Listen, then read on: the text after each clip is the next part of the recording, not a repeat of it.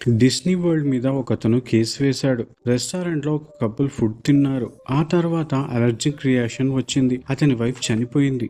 అసలేం జరిగింది? డిస్నీ వాళ్ళ మీద ఎందుకు అతను కేసు వేశాడు? ఫుల్ డీటెయిల్స్ తెలుసుకుందాం. ఒక మ్యారీడ్ కపుల్ ఉన్నారు. Husband private job, wife doctor. వాళ్ళ మ్యారేజ్ యానివర్సరీ చేసుకుంటున్నారు. ఆ కపుల్ డిస్నీ రెస్టారెంట్ లో ఫుడ్ తిన్నారు. అయితే డిస్నీలో ఉన్న రెస్టారెంట్స్ ని డిస్నీ వాళ్ళు మెయింటైన్ చేయరు. ల్యాండ్ వాళ్ళదే అయినా కానీ ఆ స్పేస్ ఇండివిజువల్ గా రెంట్స్ కి ఇస్తారు. మన బయట మాల్స్ లో లాగా రెంట్ కి ఇస్తారు. అలాంటి ఐరిష్ పబ్ అనే రెస్టారెంట్ లో ఈ కపుల్ తినడానికి వెళ్లారు. అయితే ఆ కపుల్ లో వైఫ్ డాక్టర్. ఆమెకి ఏ అలర్జీన్ పడవు కాబట్టి తినడానికి ముందే వెయిటర్ ని అలర్జీన్ ఫ్రీ ఫుడ్ ఇవ్వాలని రిక్వెస్ట్ చేశారు. అతను అలర్జీన్ ఫ్రీ ఆర్డరే తీసుకున్నాడు. కాసేపటికి ఆ ఫుడ్ తీసుకొచ్చాడు. వాళ్ళు ఆ ఫుడ్ చూసి మళ్ళీ కన్ఫర్మ్ చేసుకోవడానికి అలర్జీన్ ఫ్రీ ఫుడ్ అని అడిగారు. వెయిటర్ కన్ఫర్మ్ చేస్తూ ఇందులో ఏ మాత్రం dairy product, curd, milk, cheese, butter, nuts కానీ అలర్జీ ఉండేవి లేవు. మీరు చెప్పినట్టే చెఫ్ ఈ ఫుడ్ ప్రిపేర్ చేశాడు. మీరు ఆనందంగా తినండి అని చెప్పాడు. వీళ్ళు ఆ ఫుడ్ ని తినేశారు. షాపింగ్ చేద్దామని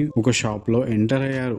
అప్పుడు ఆమెకు బ్రీతింగ్ తీసుకోవడం చాలా ప్రాబ్లం అవ్వడం మొదలైంది. కింద పడిపోయింది.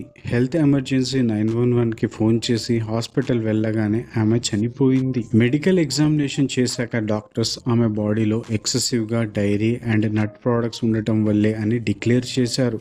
దీనితో ఆమె హస్బెండ్ డిస్నీ వాళ్ళ మీద రాంగ్ఫుల్ డెత్ అని కేసు వేశాడు. రెస్టారెంట్ ఇమేజెస్ లో అలర్జీన్ ఫ్రీ రెస్టారెంట్ అని మెన్షన్ చేయలేదు. కానీ వీళ్ళు ఇలా కేసు వేశాక మాత్రం డిస్క్లైమర్ లో are not a gluten free allergen restaurant అని యాడ్ చేశారు. అయితే డిస్నీ వాళ్ళు ఈ కేసుని అసలు కన్సిడర్ చేయలేదు. డిస్మిస్ చేద్దామని ముందుగా అనుకున్నారు. వాళ్ళు ఏం చెప్తారంటే, మేము వాళ్ళతో ముందుగానే ఒక నెల ఫ్రీగా డిస్నీ ప్లస్ ట్రయల్ మా టర్మ్స్ అండ్ కండిషన్స్ కి సైన్ అప్ చేశారు. ఇక మాకు అతని వైఫ్ చనిపోవడానికి ఏం సంబంధం లేదని చెప్పారు. వాళ్ళు మా టర్మ్స్ అండ్ కండిషన్స్ కి సైన్ అప్ చేసినప్పుడే అందులో అన్ని టర్మ్స్ క్లియర్ గా మెన్షన్ చేశామని చెప్పారు. అప్పుడు డిస్నీ వాళ్ళ మీద పబ్లిక్ కి చాలా కోపం వచ్చింది. తర్వాత ఏం జరిగిందో తెలుసుకునే ముందు అసలు ఆ టర్మ్స్ అండ్ కండిషన్స్ గురించి ఏంటో తెలుసుకుందాం. టర్మ్స్ అండ్ కండిషన్స్ జనరల్ గా వాళ్ళు ఏం ప్రొవైడ్ చేస్తారు, మనం ఎలాంటి అపోజిషన్ లేకుండా ఒప్పుకుంటున్నట్టు ఒక రిటర్న్ అగ్రిమెంట్ అన్నమాట. డిస్నీ టర్మ్స్ అండ్ కండిషన్స్ లో ఆర్బిట్రేషన్ క్లాజ్ ఉంది. ఈ ఆర్బిట్రేషన్ క్లాజ్ అనేది ఎవరైనా పెద్ద కంపెనీస్ మీద గొడవలు ఉంటే వాటిని కేసు వేయకుండా సెటిల్ చేసుకోవాలని, అవి చాలా రకాలుగా చేయాలని అందులో మెన్షన్ చేస్తారు. ఇన్ఫార్మల్ గా కోర్టు వెళ్లకుండా ఆ మ్యాటర్ ని సెటిల్ చేసుకోవాలి. ఒకవేళ అలా సెటిల్ అవ్వకపోతే నేషనల్ ఆర్బిట్రేషన్ అండ్ మీడియేషన్ ద్వారా పర్సనల్ గా మీట్ అయి సెటిల్ చేసుకోవచ్చు. అలా కుదరకపోతే డాక్యుమెంట్స్ ద్వారా లేదా ఫోన్ లో మాట్లాడి గాని లేదా ఆన్లైన్ లో కూడా ఈ మ్యాటర్ సెటిల్ చేసుకోవచ్చని చెప్పారు.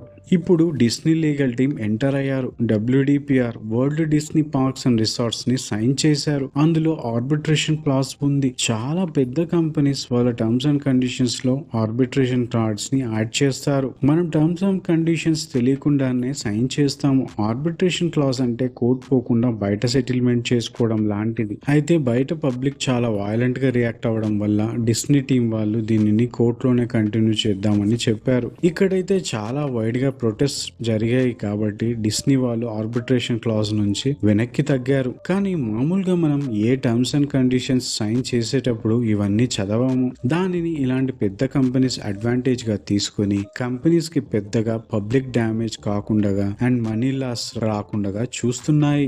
ఇలాంటి కేసెస్ ఇంతకు ముందు AT&T, సిటీ బ్యాంక్, వేరే కంపెనీస్ కూడా ఇలా ఆర్బిట్రేషన్ క్లాజ్ చేశాయి. మరి ఇప్పటి నుంచి మనం terms and conditions sign up చేసే ముందు చాలా జాగ్రత్తగా ఉండాలా, ఆలోచించి సైన్ చేయాలా?